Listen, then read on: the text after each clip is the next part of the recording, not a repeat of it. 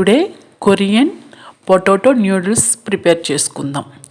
ఇప్పుడు potato boil చేసిన పొటాటోస్ని ఒక బౌల్లో తీసుకొని దాన్ని మెత్తగా స్మాష్ చేసుకోవాలి.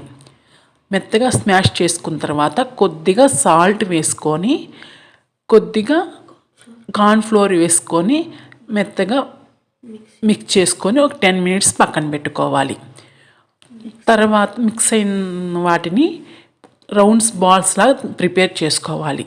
రౌండ్ బాల్స్ లాగా ప్రిపేర్ చేసుకొని ఆ రౌండ్ బాల్స్ని వీడియోలో చేసిన విధంగా మనం ప్రిపేర్ చేసుకొని అన్నిటిని పక్కన పెట్టుకోవాలి. అన్ని పక్కన పెట్టుకున్న తర్వాత ఇప్పుడు వేడి నీటిని బాయిల్ చేసుకొని 2 minutes దాంట్లో వేసి బాయిల్ చేసుకొని తీసి పక్కన పెట్టుకోవాలి. తీసి పక్కన పెట్టుకున్న వాటిలో ఇప్పుడు సోయా సాస్, టమాటా sauce, vinegar, sesame oil, sesame seeds, spring onion, salt, chilli powder, boil చేసిన ఆయిల్ వేసి బాగా మిక్స్ చేసుకొని పెట్టుకోవాలి. ఇప్పుడు కొరియన్ పొటాటో న్యూడిల్స్ రెడీ.